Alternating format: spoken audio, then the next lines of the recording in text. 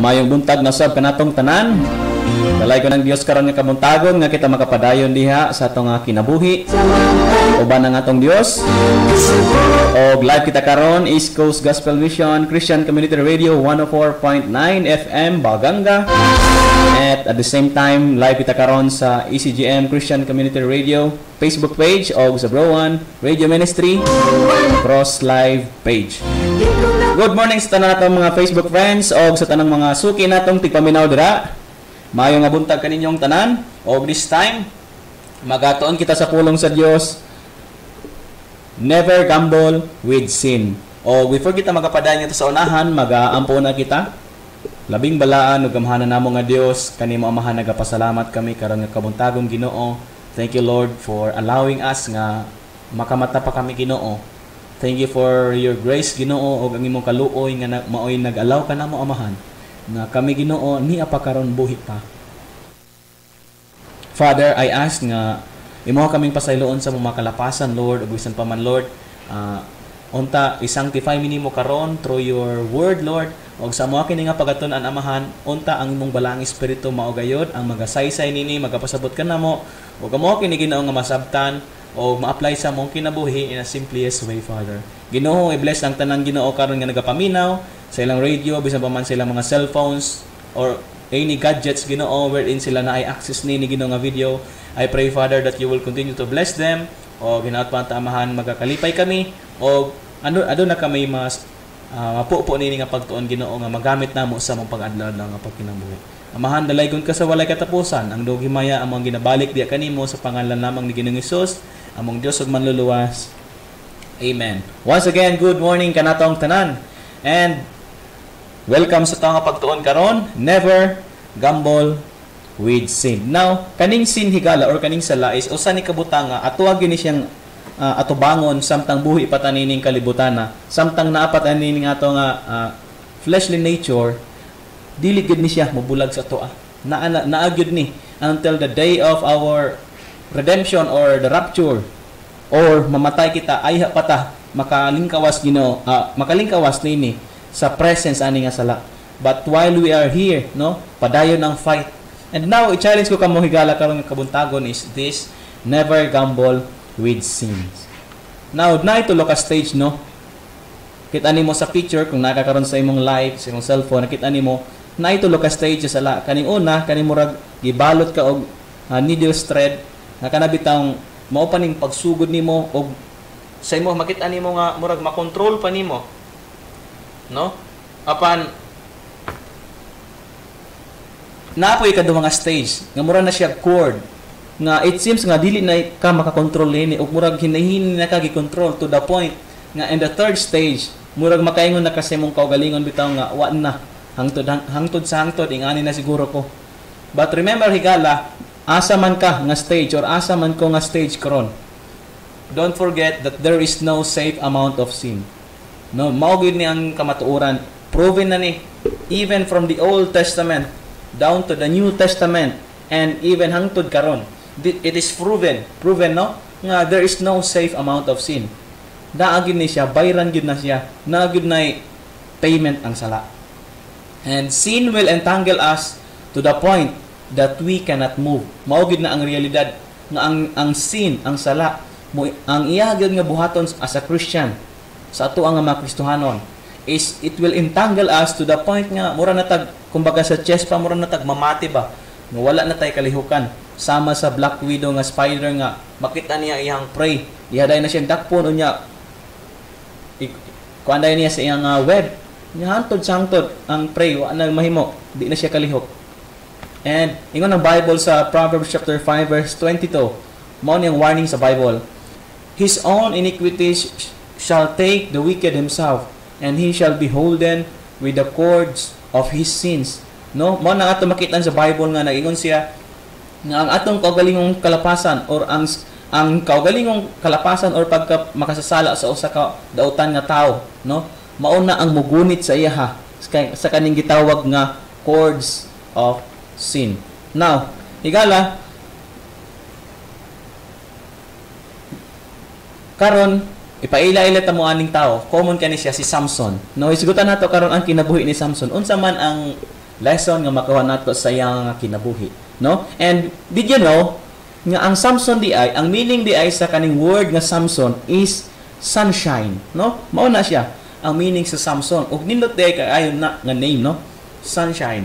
And now kabalo man kita kung kinsa ning si Samson. If you are reading your Bible, we can discern, we can know that Samson killed a lion with bare hands, no? Mao na siya. And he carried a city on his back up to the top of the mountain. He killed thousands of Philistines with just a jawbone of a donkey. Mao na, grabe gid na. Amurag unbelievable ang strength ni Samson, no? Mao na to makita.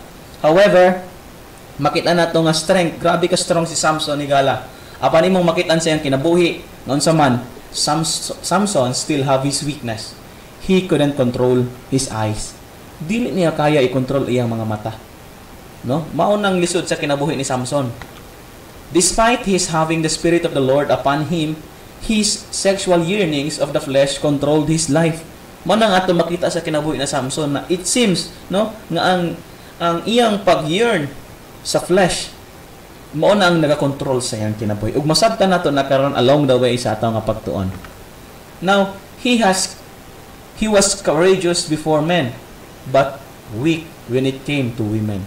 Mao nang si Samson, grabe siya ka-courageous. Wa gyud makapili sa iya. And I believe even atubangon pa niya si John Cena or kanang mga sikat nga mga wrestler. I don't believe nga makakaya ni sila kay Samson. Grabe ka strong ni si Samson, di makaya. Apan despite of his being courageous before men, nagya kon siya weakness.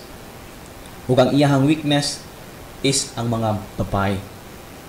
He is weak when it came to women. Now, sin usually starts with the eyes. Mao na nga to makitan, if you are a very honest and a very sensitive Christian, you can discern, no? Ma-discern nato nga usually ang sala gyud nag-start gyud na siya sa mata, no? Just like kay David, no? The sin of adultery, nag-start to siya sa eyes. The sin of jealousy, sometimes nag-start gyud na siya sa eyes usually. Nga naa kay nakit-an unya, nagselos ka. Nakinakitaan sa Facebook, kunya nainggit ka. To the point ka mubuhat ka dili maayo nga butang para lamang makabot ka na, no? To impress other people. And mao na ang realidad sa tong kinabuhi. Now, in Judges chapter 21 verse 25, it is kuan siya kanang bitang shocking verse, no? Kay makita nato siya ingon siya diri, in those days there was no king in Israel. Every man did which was right in his own eyes. Mao nga to makita bitaw sa book of Judges sa ending part nini. Makita nato nga di gyud basta-basta ning kahimtang sa Israel niya nga panahon nga wala pay leader, no? Kaya nga naman ang every man did that which was right in his own eyes. O even pa, no?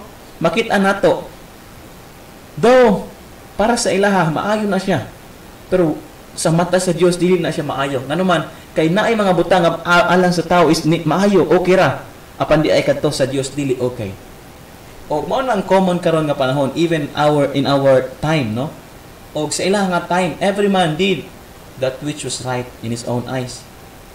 Now, karon again, ang challenge karon nga kabuntagon sa to is never gamble with sin. Og tulo lamang ka point atong hisigutan una, why we should never gamble with sin? Because number one, sin blinds. Ang sala higala, musugod ka sa dili, mutuo ka sa dili, dawaton man nimo o dili, it will blinds us. Now in Judges chapter 16 verse 21, the Bible said, but the Philistines took him and put out his eyes and brought him down to Gaza and bound him with fetters of brass, and he did grind in the prison house. Now, Samson didn't control his eyes, no? Mo nang nakita nato sa verse, gi-allow sa Ginoo nga ma-pluck out na yang mata. Now, Samson didn't control his eyes. Wala niya gi-control lang yang mga mata. He keep on chasing in the Philistine women. Mo nang ato makita sa kinabuhi ni Samson nga sige siya sight, no? Sige siya pangita sa mga Philistine women, which is mga considered as mga unbelievers. And now, makita nato sa Judges chapter 14 verse 1, naig sina diri nga nakig-istorya ang ginikanan ni Samson diha sa iya, kay naay request si Samson. Unsa man ning request ni Samson diri? And Samson went down to Timnath and saw a woman in Timnath of the daughters of the Philistines. And he came up and told his father and his mother, and said, I have seen a woman in Timnath of the daughters of the Philistines. Now therefore get her for me to wife. Nakitaan si Samson nga iyang nakorsunodaan dito sa Timnath, no, which is the daughters of the Philistines, which is the unbelieving, no, uncircumcised people. Ingon siya, Ma, pa, ako'y nakitaan dito ba, nga babae. Kuha siya para sa kuha. Kay gusto na ko siya pangasawon. Apan, mauning ingon sa iyang ginikanan. Then his father and his mother said unto him, Is there never a woman among the daughters of thy brethren, or among all my people, that thou goest to take a wife of the uncircumcised Philistines? Wala na ba lain nga, kumbaga sa to apakaron, wala na ba lain magtotoo? Nga, what man ka ng mga unbeliever? No? And Samson said unto his father, Get her for me, for she pleaseth me well. No? Mao daw na siya ang makalipay sa iya. Mao nang iyang porsunada. Mao nang nahitabo. Wa siya naminaw sa tambag sa iyang ginikanan. And Samson keep on chasing the unbelieving woman to the point of committing immorality with a Gazite harlot. To the point yun, nga nag-start sa mata, he keep on chasing. And to the point nga, in Judges chapter 16 verse 1, Then went Samson to Gaza, and saw there an harlot, and went in unto her. No, at kanilang siya nga kinabuhi is dili ni siya mahimo nato nga example, but a lesson for us, no, to control our eyes. Now, because Samson keep on chasing the Philistine women, God allowed the Philistines to pluck up Samson's eyes and allow him to be blind. Mao gyud na ang nahitabo, gi-allow sa Ginoo. Ngaon sa man, gi-allow sa Ginoo nga matangtang ang iyang mga mata, o gi-allow siya nga mabuta.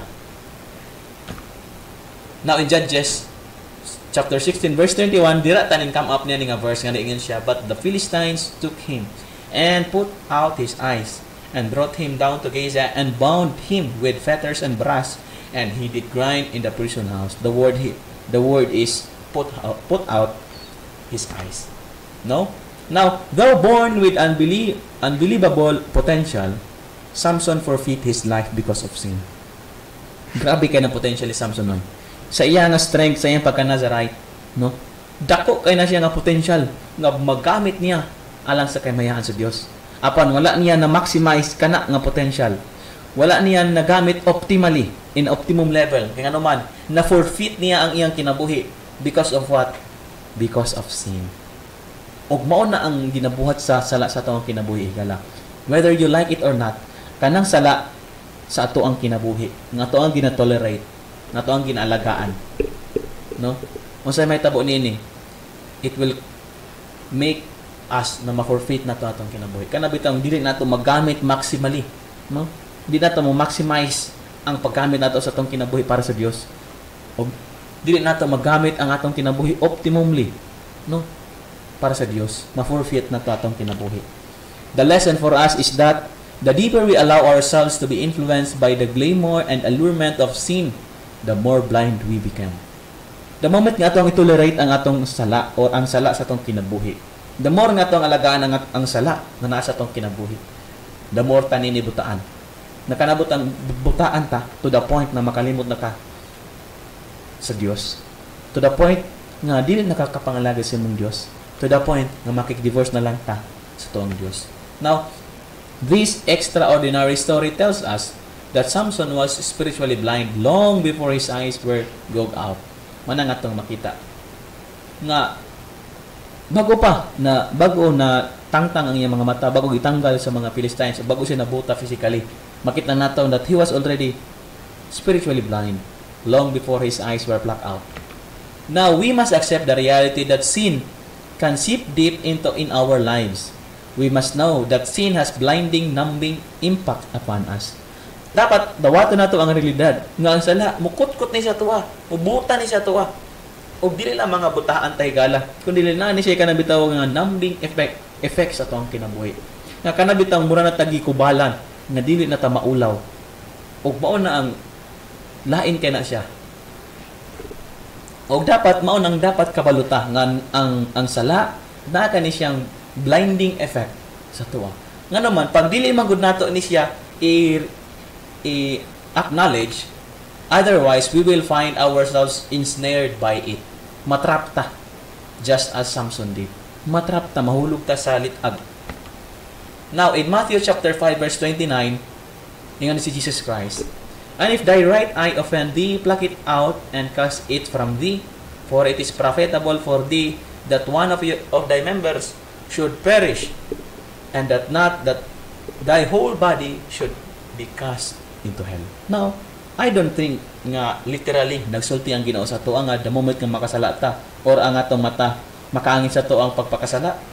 Lubitang tangon gid nato literally. I don't think so. Kay kung mao nang may tabo, siguro wa na koy mataron, no?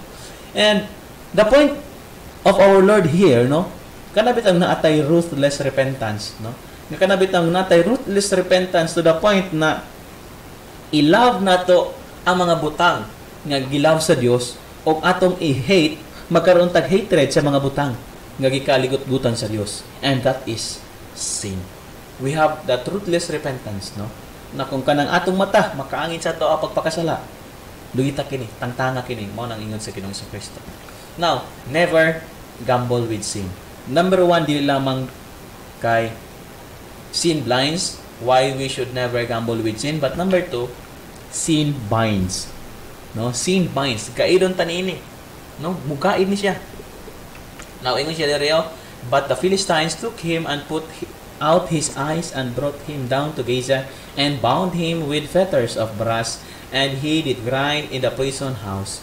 The word here is "and bound him with fetters of brass." Makita na to ikala nga bounded siya. No? Bounded siya. Tungod kay ngano man, tungod sa sala. Nangasawa siya kay Delilah. One of the scariest verse in the Bible is Judges chapter 16 verse 20. Mo ni usa sa mga one of the scariest verse in the Bible. Ingon siya diri, and she said, by context, sa context diri, kaning context sa Judges chapter 16 verse 20, kanang she dira referring to Delilah. "The Philistines be upon thee, Samson." And he woke out of his sleep, and he said, "I will go out as at other times before, and shake myself." And he wist not that the Lord was departed from him. Wa siya kabalto, abi niya kauban pa niya ang Dios, apan di ay ning hawa na sa iya. What makes this verse very scary? Kada bitang sa taong kinabuhi, abi nato approve pa ang Ginoo sa taong ginabuhat. Mandi ay to ang Dios, ang iyang guidance, ang iyang blessing, nawala na di ay ang iyang protection. And you know what tikala, what is the scariest sa Christian living? Kana bitang mahulog ta sa kamot sa Ginoong Kristo. Na abi nato, no? Abi nato na apa ang iyang kamot. Apan we do not know. Wa ta kabantay nga wala na di ay ang kamot sa Dios ato. And mao na to makita sin binds, no? Now Jesus said in John chapter 8 verse 34, "Verily, verily I say unto you, whosoever committeth sin is the servant of sin." That's the proof. Prueba ka na siya nga sin binds. Wala nag-end dira. Mahimo jud kang servant sa sala kung dili nimo na siya tarungon or kung imo siyang padayon nga i-tolerate.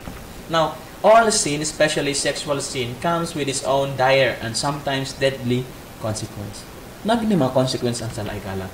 And in truth, sin will take us further than we may intend to go.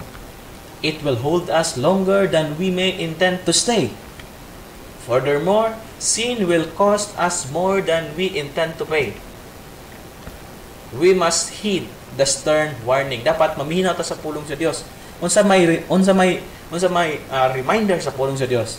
In Proverbs 4:23, ingon siya, "Keep thy heart with all diligence, for out of it are the issues of life." Ingon na Bible, keep your heart. Keep means guard. We need to guard our heart. Kay diri manggudgikan, no? Ang mga issues sa kinabuhi. Out of it are the issues of life. And in guarding heart, we have to guard our mouth, our eyes, and our ears, no? And that's why we have to never gamble with sin. Never ta makigdula sa sala. Kaya nga naman, dili lamang number 1, sin blinds.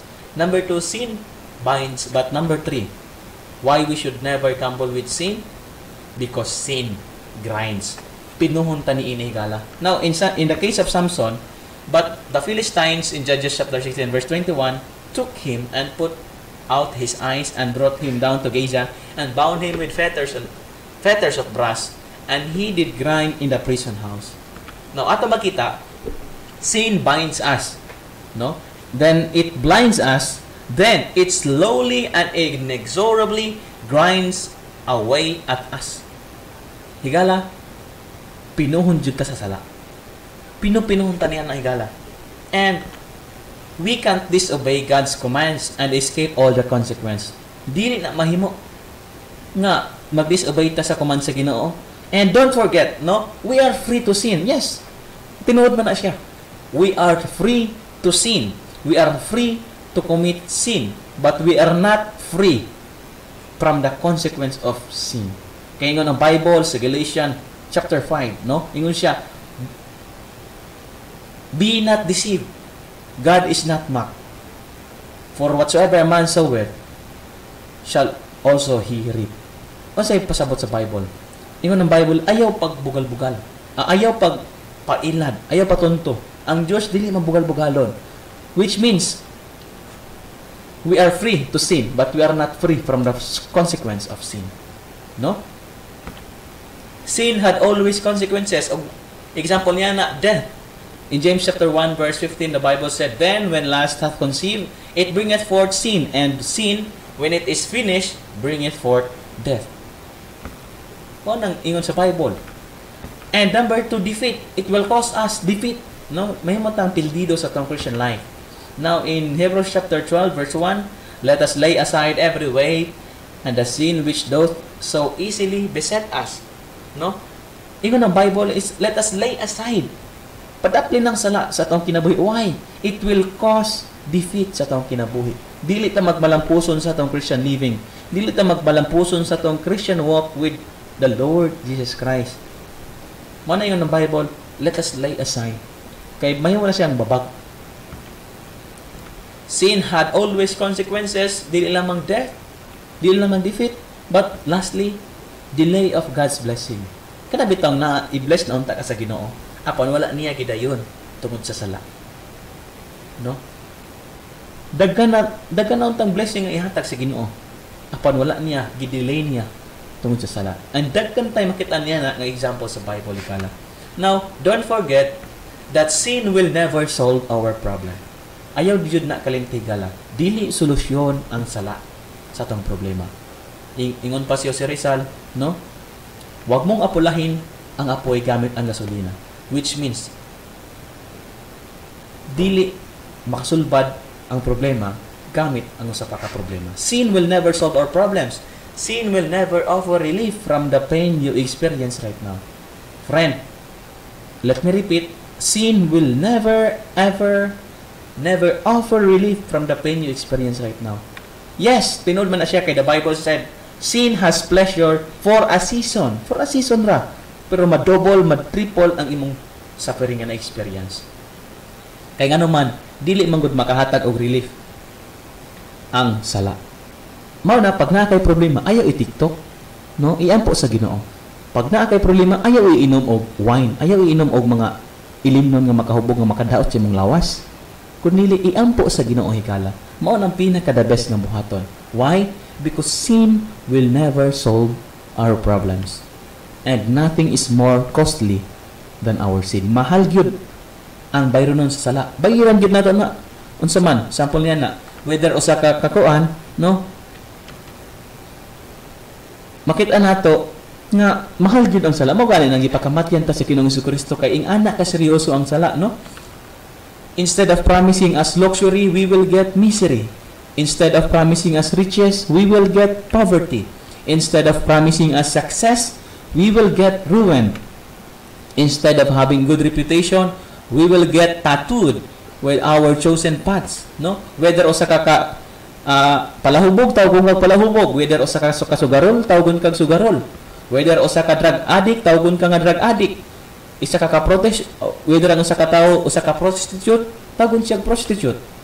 And whether nag-commit kag adultery, matawgon kag adulterer. Ngano man, kay tungod ang sala is makaguba na siya sa atong reputation.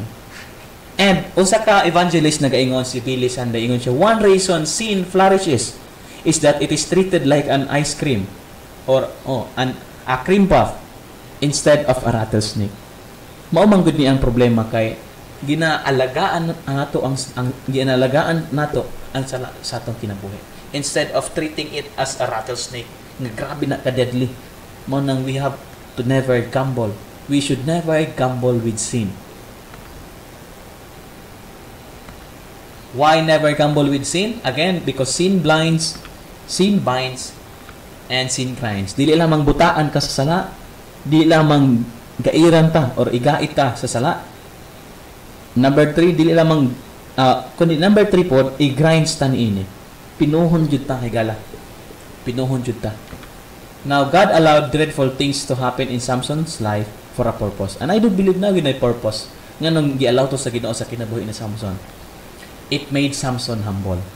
Higala, makita nato bitaw sa life ni Samson. Nga tungod ato nga panghitabo, naging humble siya. Mas naging humble si Samson. First time in Samson's life, we can see him praying. Nag-pray siya, "O Lord God, remember me. I pray thee and strengthen me. I pray thee. Only this once, O God, that I may be at once avenged of the Philistines for my 2 eyes." Ingon siya, remember me. Now, trivia. Who else said, remember me at the end of his life? Kaila ka kung kinsa? No? Kinsa man ning tao nga nag-ingon nga, remember me at the end of his life? Yes, that was the thief on the cross. Ingon siya, Lord, remember me when thou comest into thy kingdom. Walang nag-ingon si Ginoong Jesucristo nga, kay kato nga tao, no, katong thief on the cross, na siya desire nga maluwas, na siya desire nga makaadto sa kingdom ni Jesus Christ. Manang naiyon siya, Lord, remember me when thou comest into thy kingdom. O ingon si Jesus Christ, a very sweet promise. Ana siya, today, you will be with me in paradise. You know what, friend? Tinuod yun nga verse, no? Tinuod yun nga verse nga God resisteth the proud, but giveth grace to the humble. No, ginasuklan sa Ginoo mga hambugiro, apan ginatagaan niya grasya ang mga mapailubon o ang mga mapaubsanon. Now, in Judges chapter 16 verse 30, and Samson said, "Let me die with Philistines." Ana siya, "Let me die, Lord, with Philistines." Which means murag nakaingon bitaw siya nga, nakinabuhi naman ko murag unbeliever. Dapat mamatay na ko uban nila, murag di na ko ngay tawgon nga magtotoo. And he bowed himself with all his might, and the house fell upon the lords and upon all the people that were therein. So the dead which he slew at his death were more than they which he slew in his life. Madagkan pa siya napatay. And despite nag-ingon siya nga, "Let me die with Philistines," unsay nahitabo? Then his brethren and all the house of his father came down and took him and brought him up and buried him between Zorah and Eshtaol in the burying place of Manoah his father, and he judged Israel 20 years. Now, how does it fit to our lives? Paano man ini-fit in sa tong kinabuhi? We do fail. We do make a mess. Whether you like it or whether you accept it or not. Mapakis gyud ta. Makabuhat ang mga mess. However, God remains faithful and merciful. Amen? God is faithful and merciful from the Old Testament. God is faithful in the New Testament, and even today, God is faithful despite sa realidad nga kita sometimes faithless. We might look ourselves and think we are worse than unbeliever, but there is hope. Why? Because Jesus died for the sinners. Higala, let me repeat, Jesus died for the sinners. Ug mao nang ikaw karon nga nagapaminaw, kung dili pa ka sure sa imong salvation, na I hope, and that is the only hope. Our only hope is Jesus Christ. Kung dili pa ikaw sure sa imong salvation, repent, no, and believe on the Lord Jesus Christ, and thou shalt be saved. Maluwas ka. Now, Jesus answered in John 8:34, "Verily, verily, I say unto you, whosoever committeth sin is the servant of sin." Mahimot ang servant of sin. However, the same Lord nga nagaingon, "If the Son therefore shall make you free, ye shall be free indeed." Praise the Lord kay nagpakamatay siya. Praise the Lord kay nabanhaw siya. O praise the Lord by the power of His resurrection and the power of His blood, pwede na ta makagawas, makalingkawas niya ng chain of sin. No? And nagpromise ang Ginoo sa 1 Corinthians 10:13 that there hath no temptation taken you but such as is common to men, but God is faithful, who will not suffer you to be tempted above that ye are able, but will with the temptation also make a way to escape that ye may be able to bear it. No? Og naay cure ang sala higala, naa na siya cure. Unsay cure? No, don't forget also in Romans 8:37, nay, on all these things we are more than conquerors through Him that love us. Ang gusto lang sa Ginoo mao ni Proverbs 28:13. He that covereth his sins shall not prosper.